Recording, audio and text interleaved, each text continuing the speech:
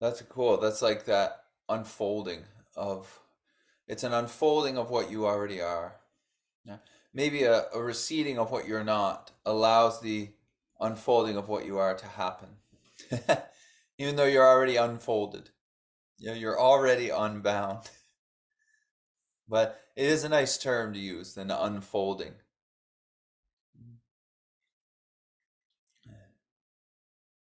Because the unfolding of what you are, which is already unfolded, but by lessening the distraction of what you're not by negation, or simply, let's say, a simply seeing of what you're not, of movement, what you are begins to unfold to itself. It becomes self-aware.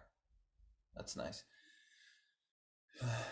And I love the concept of being receptive, of our true nature being receptive. So I've read some Buddhist stuff that says it's that natural state is a state of receiving inflows with no outflows, meaning that there's no output coming from it. It's an open receptive state, unbound receptivity. And I think what happens in meditation a lot of times, and just in our day-to-day experience, for most people who are living as this entity of a separate self, um, yeah, as that identity of separation, is that we end up chasing stimulus all day. So whether it's the senses, the eyes, the ears, the nose, the mouth, the sense of feeling or sensation, it's thoughts, it's emotions, whatever. There's just a constant grasping and a following after those things. So what happens is we end up spending our whole days following all of this stimulus. Now the stimulus, specifically in the thinking mind, which let's say is kind of the dominant stimulus, is not about right now. It's old patterning, which is manifesting in the present moment, and then we're following the old pattern, which means we're always living as the past. It's happening right now. Nothing can't be right now. And what you are is right now. It's not you that's living as the past, but it's the mind that's living as the past. The thing is if we're grasping constantly at the stimulus of the thinking mind, then we're constantly living in that past patterning. And so whatever's happening right now, it's being met with your past patterning. It's not being met with open receptivity right now. Natural, the natural beingness is like what Ramana says, it's like the screen with the image on it. So all of these things move through that beingness without us getting pulled out of the beingness into the habit pattern of the mental or the emotion or the reaction or the sensation. It's like life moves through the unbound beingness of what you are. So when we start to get, when that life is moving through, whether it be thought or emotion or whatever, when we start to grab onto it, we start to live as it. So the beingness, the unbound beingness gets bound into that sense of individuality and that sense of self, and then it moves into the thought pattern or it moves into the emotion. Now, the first binding is that sense of I, of individuality, of I. So no longer are we being receptive, now we have outflows. Now we have thoughts that we're living as, emotions that are pulling us here. The senses are pulling us here and here. The eyes are pulling me forward. The ears are pulling me out towards sounds like this. Seemingly. You're not doing any of it. Yeah, it's movement. But when we listen to it, it seems like we're getting pulled out of beingness. That's the illusion. So then we start to live as those movements, as that character. There's nothing wrong with the character. Your head is not lying to you, but your head is telling its own story based on its old programming. So then what happens in meditation oftentimes is we sit down, the practitioner sits down and then tries to stop the head. Now that does a few things and it makes things very difficult. One, it's reifying that there's a you there to stop the thinking. So it's binding you more to that sense of I. It's binding you more to the doing. Also, you're trying to stop the mental process. But the issue is you're living as that mental process. So you're trying to change a thing that you're living as. And if you're living as it, there's no way it's going to change. So you're always going to feel bound. There's not going to be any freedom, you see? Because rather than disentangling from the movement, you're grabbing onto the mental movement and you're trying to stop it. And this makes things very uncomfortable. If you meditate for hours and hours and hours or whatever, you might be able to stop it for a little bit. But as soon as your eyes open and as soon as you get up off that cushion, the movement's going to happen. And now that you've tried to stop it, you've reified that you're it. So then when it moves again, now you're back out. You see, you're not in that place of open receptivity anymore. And then life starts to get uncomfortable. That's really the reason that we end up talking about this dualistic relationship of there being a subject, you know, a subject of experiencing the objective world, because it creates this discomfort. If you come from a background of addiction, then addiction really is just a symptom to try to get out of the discomfort. The discomfort of what? Usually the thinking mind. Yeah? The thinking mind or the movement of emotions or trauma, which let's say is living in the thinking mind. So you're trying to get out of that thinking mind. You want to break from it because you're living as it. Because the stimulus is coming up, you're taking the movement, the mental movements to be yours, and then you're living as them. It's a seeming though. It's not. You are always open, unbound beingness. Yeah, but it's the movement, the habit pattern of getting addicted to that movement that pulls us that way. So then what? We want a substance to get out of it, to get out of the head, to try to get out of yourself, essentially. But you're living as the problem. You're living as the mental movement that you're trying to get out of. It's the same thing with meditation. If you're trying to stop the mind, you're trying to stop the mind as the mind. You see? So you're going to be stuck. You might stop the mind for a minute, but you're still going to be bound to being the one who's stopping the mind, which is really the mind. It's all mind. You see? You're not going to get freedom. You're not going to let the stimulus move through your beingness. How do you do that? By seeing you're not it, and then you let go of your grip on it. You stop grasping at the contents of your experience, whether it be the senses or the mental movement or whatever. Then there's no need to vary it. There's no need to sit down for 16 hours because the system that's saying you need to sit down for 16 hours is not you, and you see it.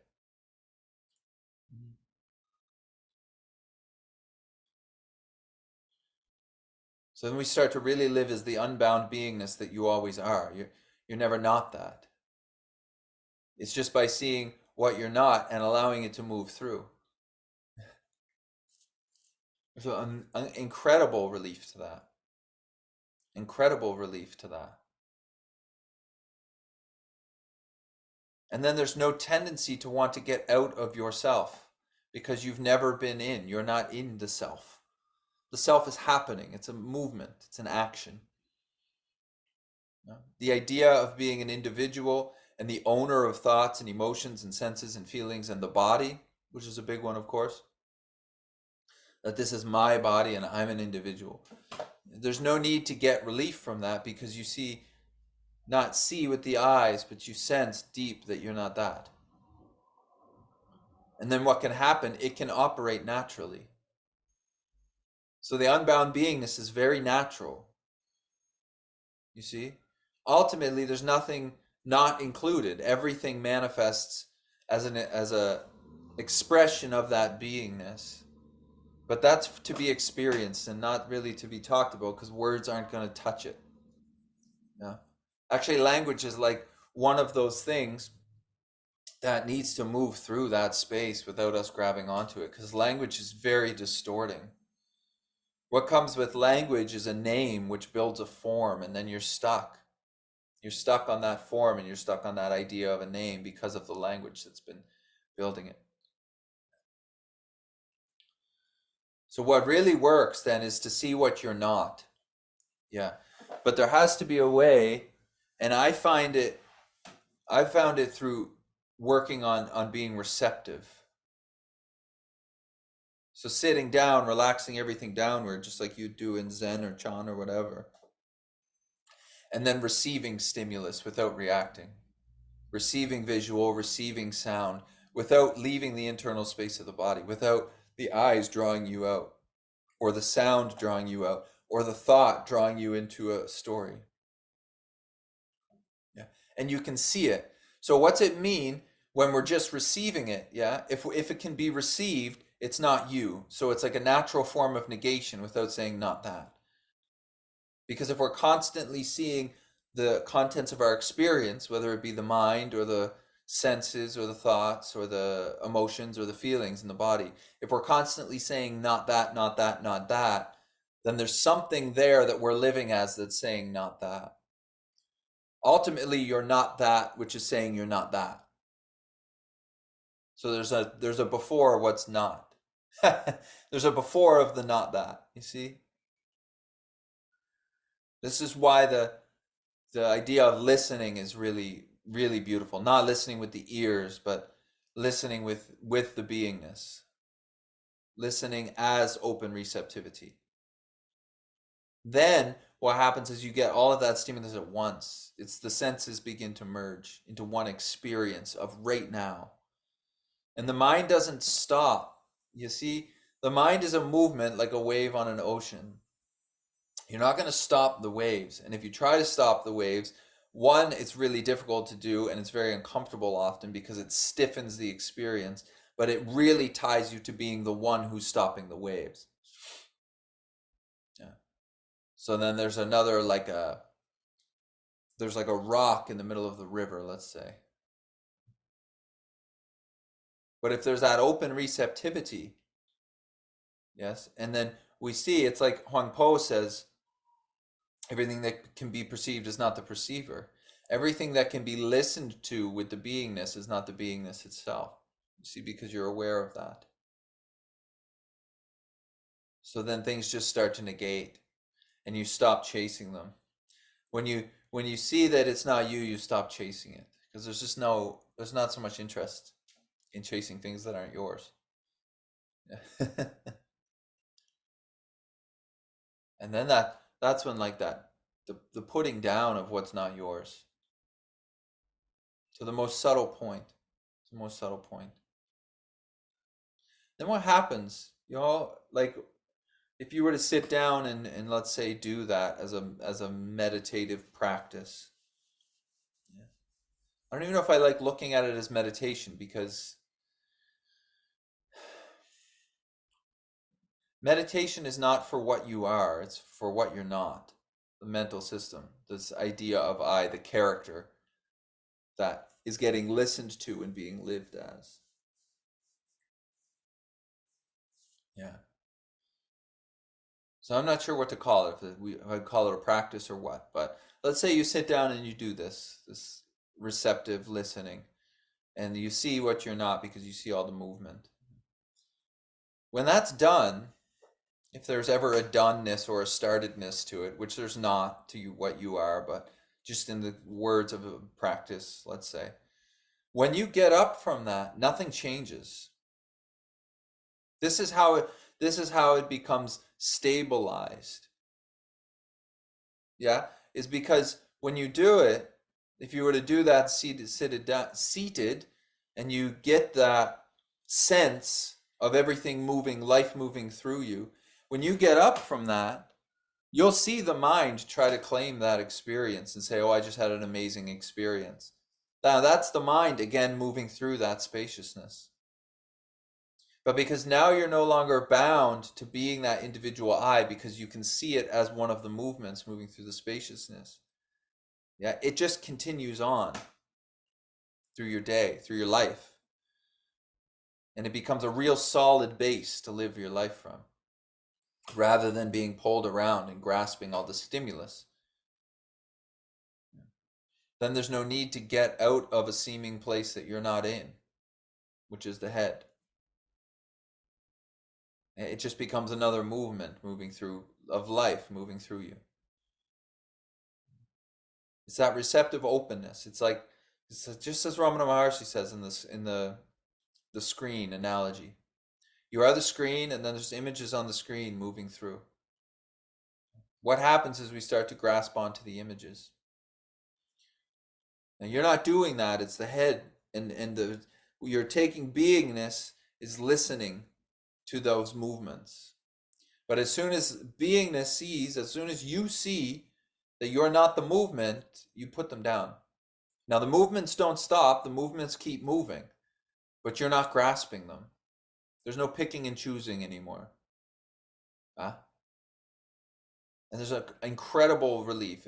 That's an incredible basis to live your life from because it's always there. It doesn't move and you've always been it. You've never not been that. It's a very solid ground to live from. It's like the base of joy. It's the ground of happiness. So rather than somebody going, stop your thoughts, you can't stop your thoughts because you're living as the thoughts. See that the thoughts are not yours. See that the thoughts are not movement, and then let go of your grip on those thoughts, and then see what happens. Now, there might still be thoughts, yeah, but because you're not feeding those stories, they're going to quiet down a lot because a thought happens pretty quickly, but a story can happen for 40 years.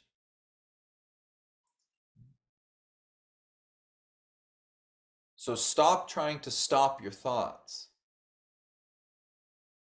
Yes, because what's the difference between sitting down for hours a day and trying to stop your thoughts and going out and drinking, trying to stop your thoughts? Different substance, really. That's the difference. It's a different stimulus to try to stop your thoughts. Yeah. At least when you're drinking, you can hang out at a bar and talk to somebody. Yeah. You do some crazy stuff. I've tried both things. I've tried the drinking side of it for years, and I tried the sitting down and stopping thoughts. And both were pretty much equally uncomfortable.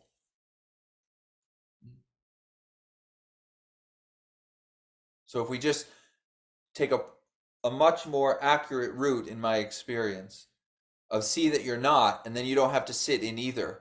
You don't have to go to the bar and you don't have to sit on a cushion for 16 hours, which are both quite uncomfortable. You see? Because you're not what needs to go to the bar and you're not what needs to sit on the cushion to get relief. It's a very direct acknowledgement of you're not that. Part of your experience, it's part of the story of your life and the character that you live as in this world. But as soon as you put down the character, you also put down the world. And then there's a beautiful relief. And then you live as that ground. You don't leave the ground. Constantly the screen. Never not. You can't. We just slowly deteriorate the habit of chasing the stimulus moving through the screen.